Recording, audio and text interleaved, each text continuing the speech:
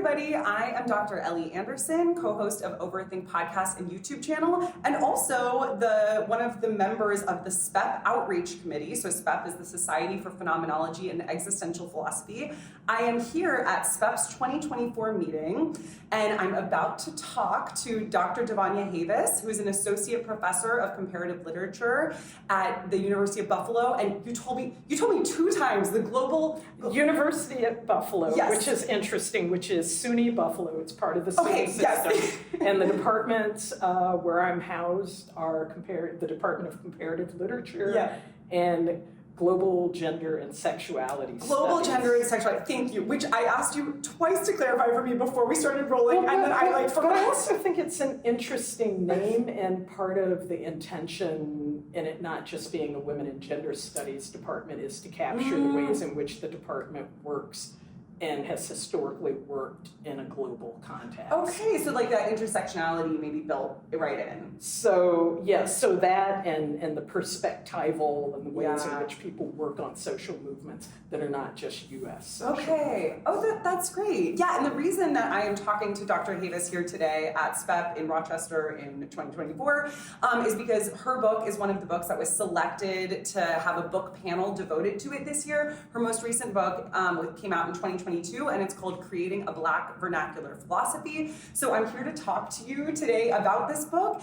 And so, Dr. Harris, if you could just tell us a little bit about, what is Creating a Black Vernacular Philosophy about? And like, you and I were chatting a little bit before we started rolling about sort of how this emerged from some of your dissatisfactions with the way that philosophy is usually conceived of. So I'd love to hear a little about that too.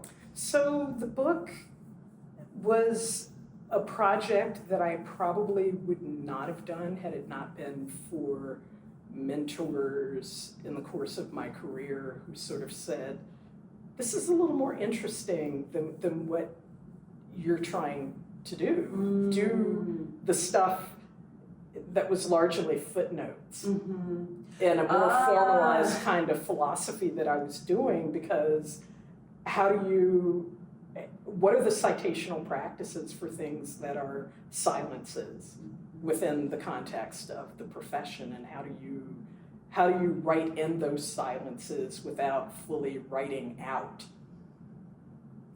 what often is not fully legible within the context of philosophy, and to some extent we might not want it to be entirely intelligible. And what are some of those things that you don't think are legible within philosophy that you're interested in drawing out? So I've been thinking a lot, and this is kind of where the book ends rather than, I know you asked me to talk about the book, but this is more where the book ends, which is a meditation on if people are producing theory and forms of critique and analysis in places where it is unexpected or where it is thought not to be legitimate philosophy, what might we learn from people who, in the context of conditions of unfreedom, actually talk about possibilities of freedom and theorize possibilities for certain kinds of freedom, which also means we have to think about their subjectivities differently than simply oppressed people. So how do we think about the agency that is operative even when we're recognizing material conditions of constraint and unremitting intimate violences, right? Okay. Yeah, so how do we, I guess then is the question. I know you talk about music. And so the book, in a lot of ways, is that kind of exploration, and it is not only for me a philosophical lineage coming out of training in continental philosophy, specifically phenomenology, existentialism, critical theory, Africana philosophies, and some other things mixed in, but it's also a kind of dialogue with the community in which I grew up, my familial inheritances, both broad and tortured, and in many ways for me it is an homage to my father and my second mom, who was part of the Student Nonviolent Coordinating Committee in Mississippi.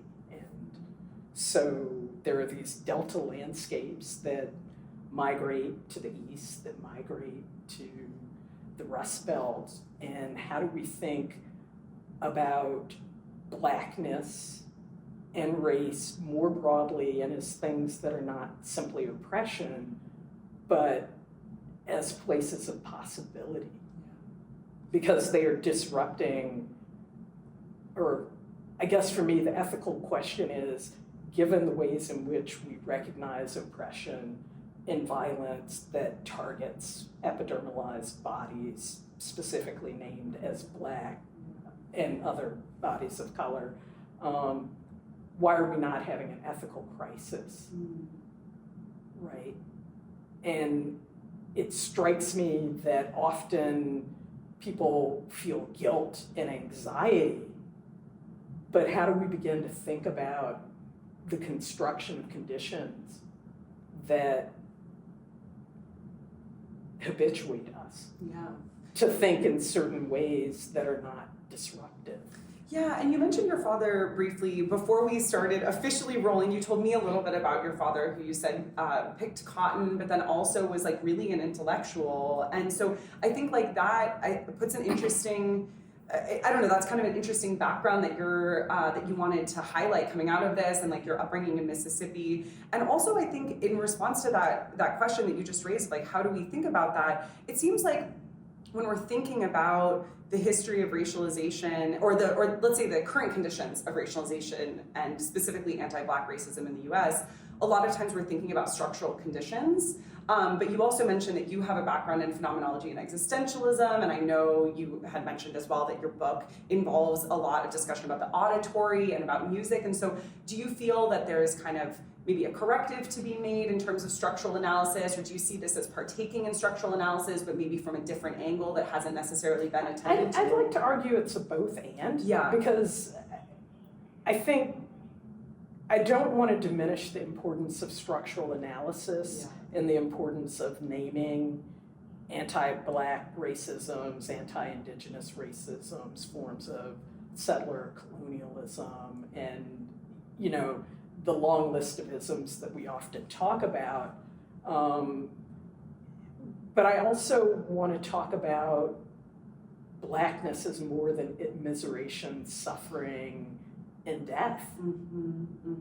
Because the communities I grew up in were also places of joy and places where we envisioned possibility, not simply as the limit of the material conditions and the structural impediments, but also as a way of vouchsafing a future to an emerging generation, right? And it was not on the terms of recognition. And so I think for me, a lot of trying to think about these very long, entire terms in philosophy like freedom and agency, there was always this sort of slippage. If we're thinking about subjectivities that are formed by an encounter with a radical other, they are not Descartes' kind of, I think, therefore I am, I'm a cogito sum, and I can will myself through my consciousness into a certain kind of condition. And I'm not arguing that anyone has this, but when you have these radical constraints that are intimately violent, the way in which one begins to be interrelated and configure selfhood and also work out terms of freedom is going to be very different, which to me also means that when I'm reading philosophy, I'm a different kind of reader. Okay. And can you tell us a little bit about what that means, being a different kind of think about it, I have this 1960s hardcover, one of the little pocket editions made by a press that probably no longer exists as it was. Amazing cover, I'm sure. Existentialism is a humanism, and it's my father's book with his notes in it. And I remember teaching this in one of my classes and looking at his notes, and I was struck by the fact that a person who grew up in the Delta picking cotton, who goes from that orientation, which we might think about as a blues orientation in some ways, how he's reading what Sartre is saying and the existential moment and the responsibility for freedom is going to be very different than someone who is not working out the terms of unfreedom while thinking about the possibilities of moving beyond that condition of unfreedom, right? And so there's these sets of comparative layers. And I think in many ways, for me, music moves some of those things because race, especially in the United States, is such a visual marker. What are the ways that are embedded in cultural practice, especially African diasporic cultural practice, that displace the visuality of race, which for me also means we've got to begin to think differently about the way in which philosophy is often reliant upon visual metaphors. So what happens if we displace the ocularity of Eurocentric views and take up a different vantage point or a different attunement to what do we then tune ourselves? What kinds of songs are we going to hear? And what kinds of things are we going to play? Yeah, and I'd love to think about that more because obviously in the African diasporic tradition, especially in the US, like music has been such a core part, whether it's like call and response or gospel music or like the hymns that enslaved people were singing. Well, blues, but I of also course. want to make a distinction between, and this is for me an important distinction. Musicologists don't flame me. But my understanding is that gospel music is a post-emancipation phenomenon, right? So when we're talking about spirituals, this is war music. This is music unsettling an intolerable condition. I mean, when we think about, I may be bent, but I'm not bowed. So what expressions of agency can we read in that are happening under cover of seeming complicity, as Hartman would say, right? How do we read these things not only through the lens of a narrative that we're told is dominant, but through a communal intersociality of people who were building and performing community and doing so in these experimental ways. And I'm really struck by Alan Lomax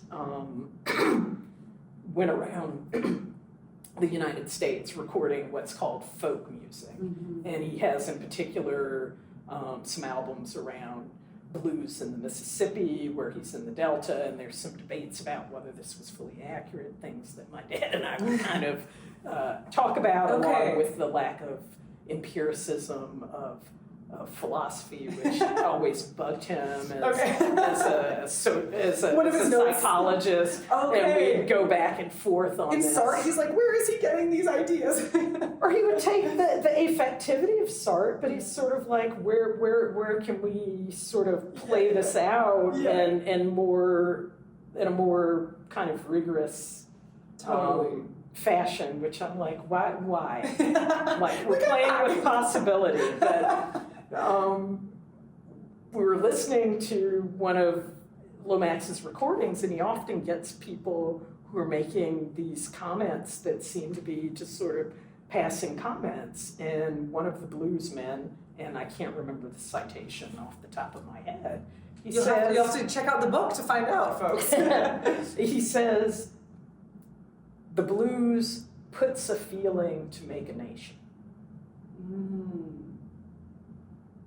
So this is a non-literate, very astute person talking about how a people without a geographic nation, how a people who are a people because of constructions not of their own making, but who also in many ways choose to be a people, construct this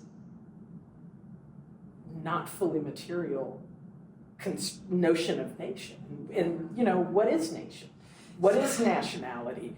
But to pose the question within the context of this production, this auditory production. So it's not solely about what I look like, or how I'm read. It's also about a cultural participation. Right? And it's also a political question. And it's also a commentary on intolerable conditions as they are. Yeah, and it also strikes me that, so I keep thinking about that word puts in that phrase. It put a feeling. Okay, because it's not, it constructs a feeling or constructed a feeling, it's not creates a feeling, I think there's like something really beautifully ambiguous or like multi-vocal about the word put there. And I'm also thinking about the way that music, by virtue of being durational, so part of the problem with the visual also seems to be that it's just like instantaneous and fixed, whereas music, because it unfolds over time, also has powers of like embodiment and affectivity and possibly even like intersubjectivity that we might not have with the visual. It does, and it can also become reified. So I want to make a distinction between music that is performed in time, not necessarily for an audience, but within the context of an audience, right? Versus a recording or, you know, the kind of compressed music that we now have digitally and that we're paying more money to get. Music that has all the noise bad. Okay, well then I'm curious what you think. I just read Lewis Gordon's newest book, Fear of Black Consciousness, recently, and he talks in that book about blues versus recent hip hop and rap, and he's not dismissing the important musical qualities of hip hop and rap, but he does think that the blues has a certain kind of liberatory potential that maybe those media don't have so much. And so I'm curious sort of how you're thinking in your book about blues. For me, I see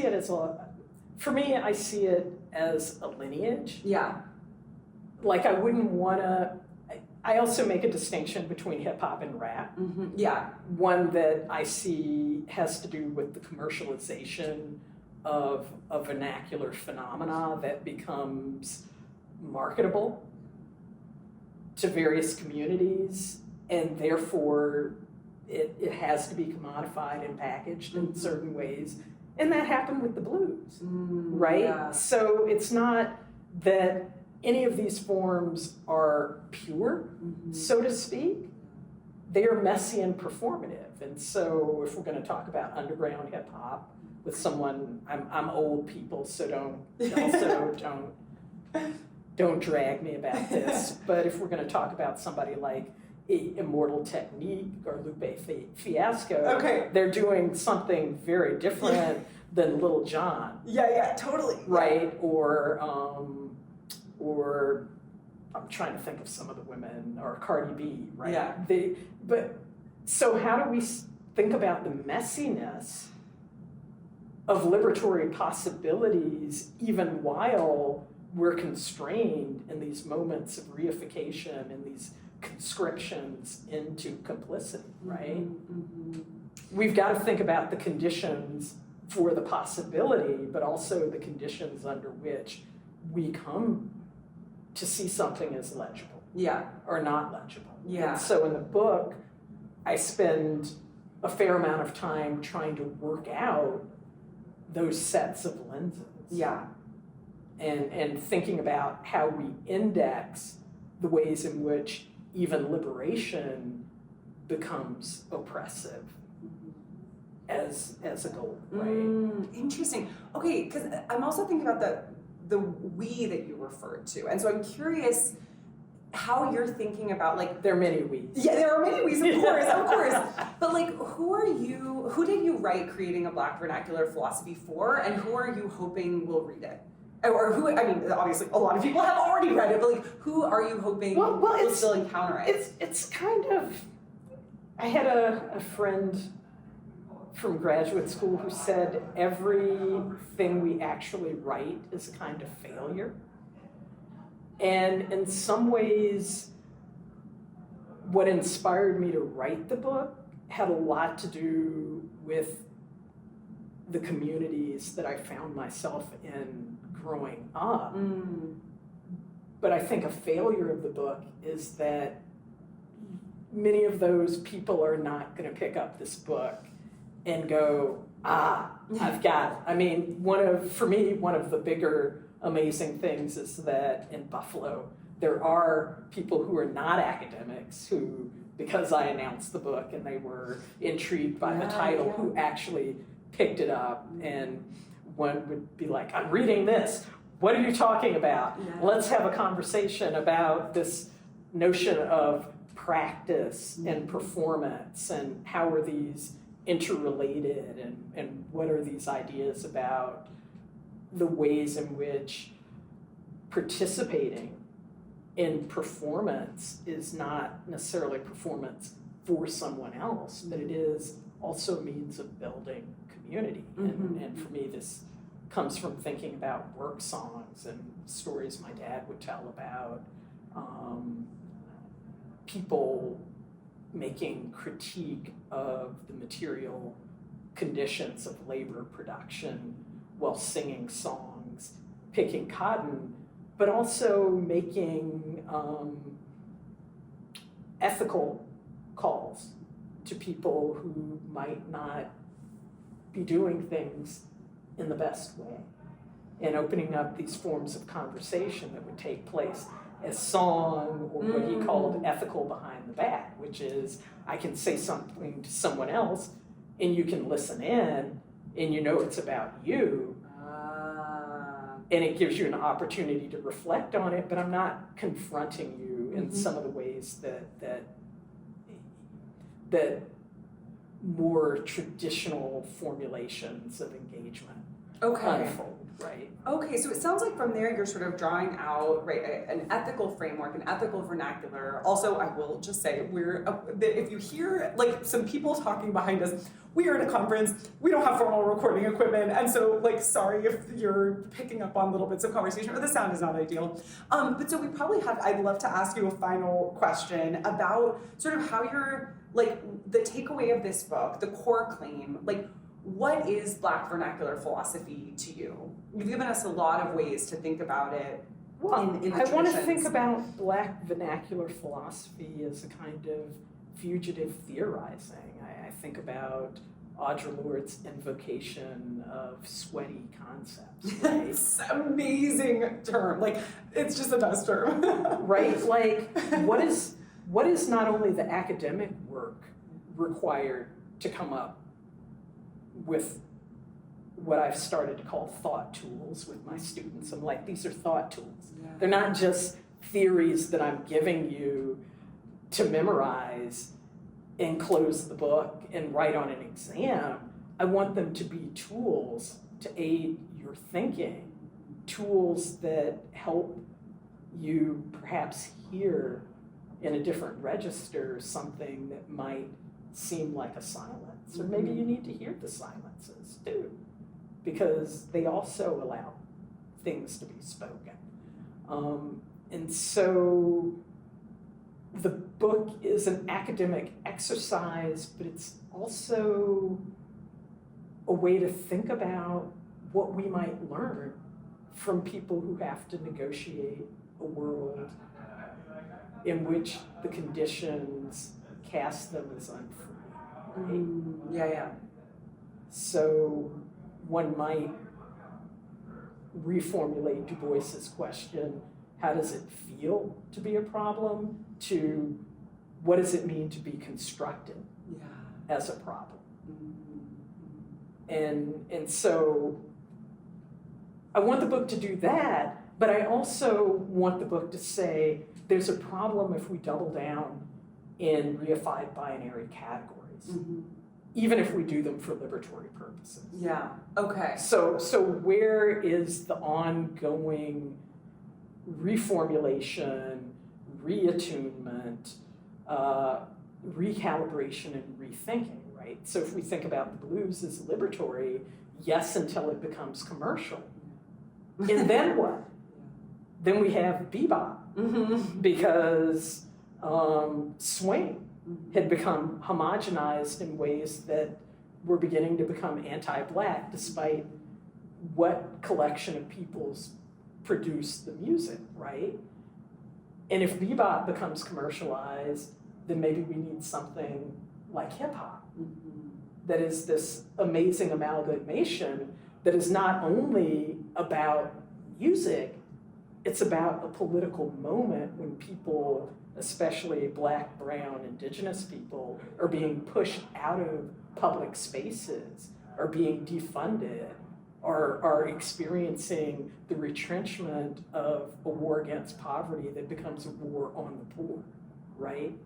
And that's, in many ways, what that music is about, contrasted with the spirituals that say people during the civil rights movement invoked as armor to engage in tactical mobilizations. So what are we called to do in our moment?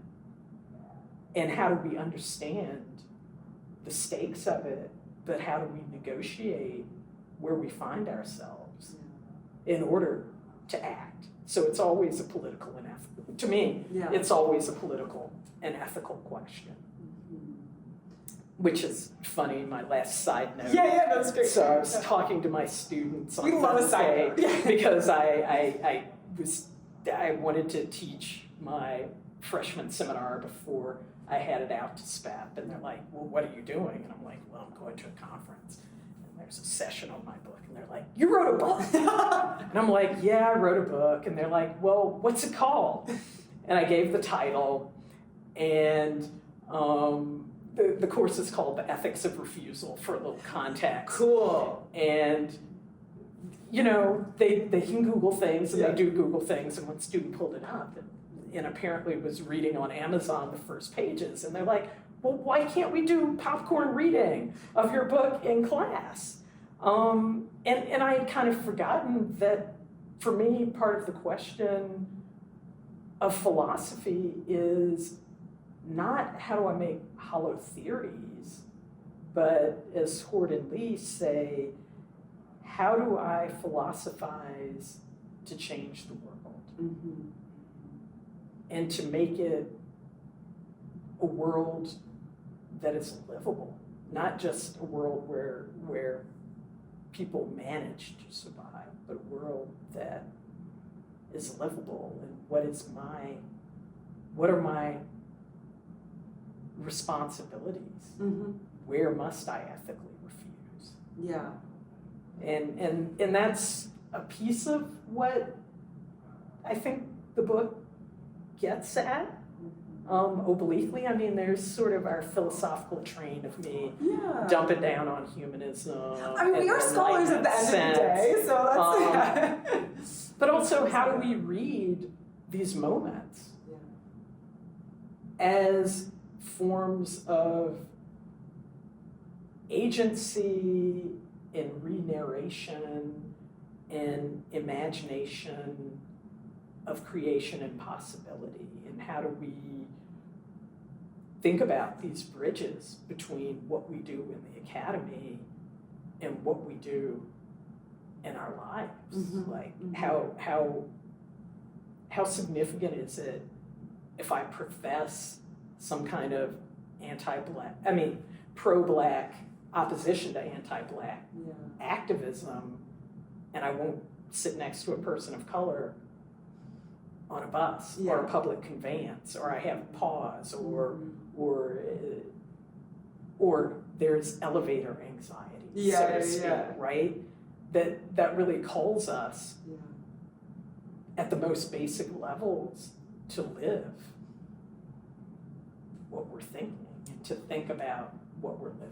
Yeah, absolutely. And I think like here's to sweaty concepts for that purpose as well, right? Well, thank you so much for joining me. It's been thank you such a great conversation. Thank you for doing this. Oh, really? My pleasure. And listeners, be sure to check out Dr. Havis's book, Creating a Black Vernacular Philosophy. Thank you so much for joining us. And yeah, I'm really just excited to be, we're coming live to you from SPEP in Rochester, excited to be talking with scholars about their work and how it has really important real-world implications. Take care.